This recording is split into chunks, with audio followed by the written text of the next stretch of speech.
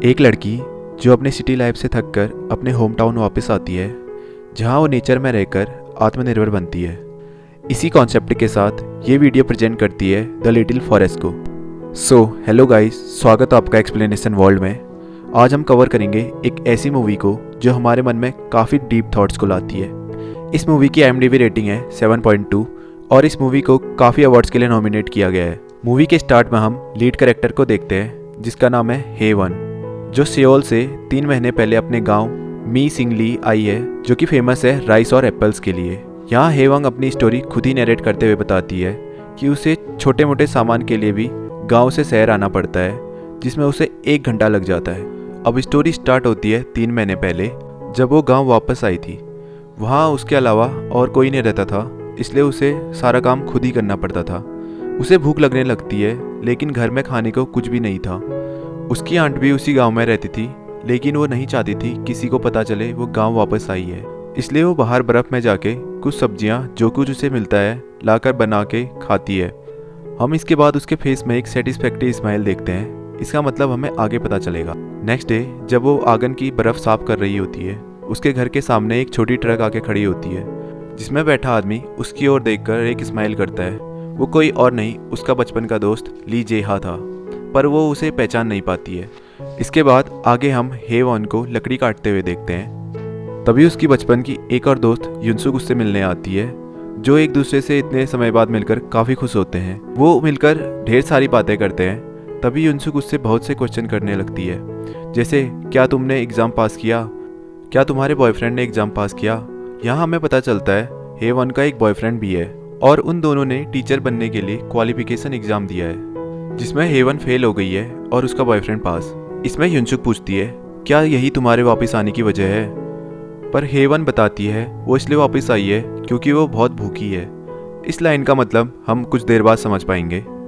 ये दोनों जेहा की बात करते हैं, जहाँ हमें पता चलता है जेहा पास ही में एक यूनिवर्सिटी से पढ़ा और उसके बाद उसे एक नौकरी भी मिली, पर वो उस नौकरी को छोड़ अपने गांव वापस आ गया ताकि वो अपने पेरेंट्स की मदद कर पाए उनके फार्म में, जहां वो अपना एक छोटा सा बिजनेस भी स्टार्ट करता है। और युनसुक को भी पास ही के बैंक में एक जॉब मिल गई। अब हेवन नरेट करते हुए बताती है कि वो सियोल में पार्ट टाइम जॉब करती थी और साथ ही में क्वालिफिकेशन एग्जाम के लिए पढ़ती भी थी। उसकी लाइफ सियोल में शिफ्ट हो रही थी और वो बस इंस्टेंट फूड खा के ही अपना गुजारा कर रही थी। यहाँ हमें पता चलता है उसकी लाइफ सिटी में कुछ खासी अच्छी नहीं चल रही थी, इसीलिए हमें पता चलता है उसके भूखे रहने का मतलब ये था। और फर्स्ट सीन में उसके फेस में सेटिस्फैक्टरी स्माइल इसलिए थी क्योंकि काफ़ी समय बाद वो इतना अच्छा खाना खा रही थी। नेक्स्ट सीन में उसकी आंट उससे मिलने आती है, जिन्हें घर की चिमनी से आते धुएं से पता चलता है कि उस घर में कोई आया है, जिन्हें लगता है हेवन की माँ शायद वापस आई है।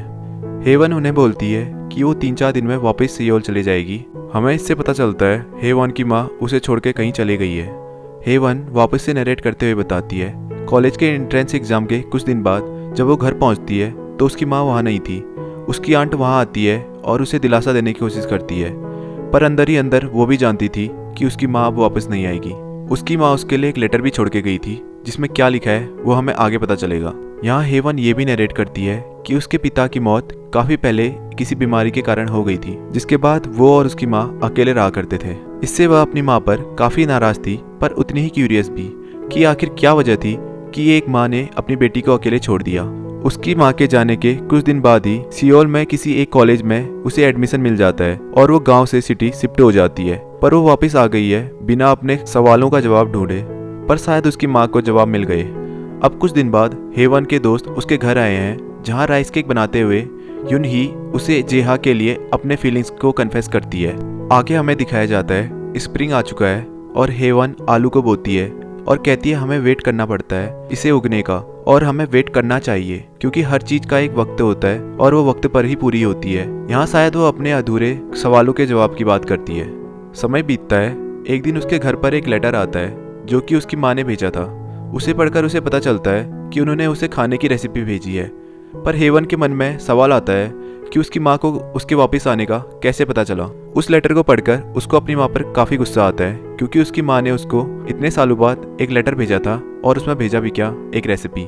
वो अपनी माँ के खत का जवाब देना चाहती थी, पर उसकी माँ ने कोई भी एड्रेस मेंशन नहीं किया था।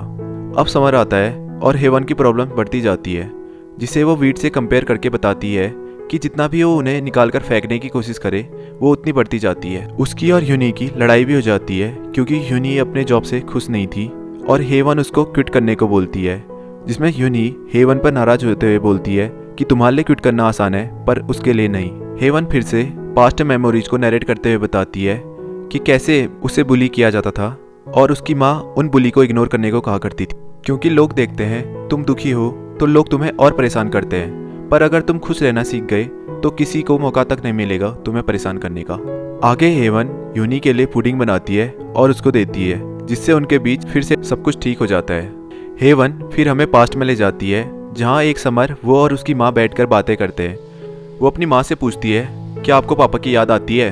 क्या आपने वापस से डेट मेरी वजह से नहीं किया? जिसमें उसकी माँ कुछ देर तक चुप रहती है, फिर बताती है जैसे एक टमाटर जिसका बस ऊपरी भाग रह जाता है फिर भी वो अगले साल उगता है और उसमें नए नए टमाटर लगते हैं। इसी तरह जिंदगी भी कभी खत्म नहीं होती। इसका मतलब था वो उन्हें याद करती है। इसके बाद हम आगे जेहा और हेवन को नदी किनारे बैठे देखते हैं, जहाँ जेहा अपनी स्टोरी बताते हुए कहता है कि जब वो सियोल में काम करता था वहाँ उसकी एक जीएफ थी, पर जैसे ही उसने जॉब छोड़ी तो उसकी जीएफ और उस पर दूरियां आ गई। इसमें हेवन भी अपनी स्टोरी बताते हुए कहती है कि वो अपने बॉयफ्रेंड के लिए रोज खाना ले जाया करती थी, पर एक दिन उसने अपने बॉयफ्रेंड और उसके दोस्तों की बातें सुनी जहां उसका मजाक बना रहे थे और उसका बॉयफ्रेंड भी अपने दोस्तों के साथ हामी भर रहा था। अब टाइम और आगे बढ़ता है और ऑटम का सीजन आ जाता है, जहां जेहा के बगीचे में काफ़ी ज़्यादा सेब लगे थे और वो हेवांग को उसकी हेल्प करने के लिए बोलता है, जिसमें हेवांग बोलती है कि उसे अपने आंट की मदद करने जाना है, जिसमें जेहा उसे टॉन्ट करते हुए बोलता है वो तो कुछ दिनों में सियोल जाने वाली थी, पर वो अब यहाँ अपने आप को बिजी रखकर अपने प्रॉब्लम से भाग रही है। जिसमें हेवन वापस सियोल जाने के बारे में फिर से सोचती है।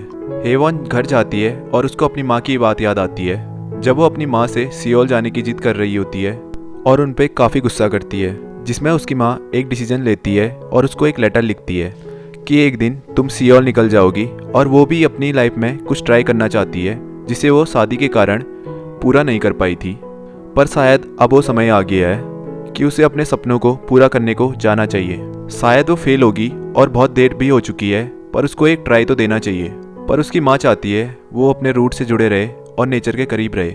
उसे विश्वास था हेवन हार नहीं मानेगी और आगे बढ़ेगी। जहाँ हेवन को एट द एंड समझ आता है कि उसकी माँ का लिटिल फॉरेस्ट नेचर, कुकिंग और हेवन थी और अब हेवन अपना लिटिल फॉरेस्ट ढूंढने निकल पड़ती है। वो वापस सियोल जाती है और उधर खूब मेहनत करके काम करती है। यहाँ उसके दोस्तों को लगने लगता है कि अब शायद वो वापस नहीं आएगी और अगले साल स्प्रिंग में वो वापस आती है, जहाँ उसकी रूट अब काफ़ी मजबूत हो गई थी। लास्ट सीन में हमें दिखाया जाता है वो एक दिन ऐसी सैर में निकलती है और जब वो घर पहुँचती है तो उसके घर का डोर खुला हुआ था, जिसे देखकर उसके फेस में एक स्माइल आती है, यानी कि हेवन को उसका लिटिल फॉरेस्ट मिल गया था और शायद उसकी माँ भी।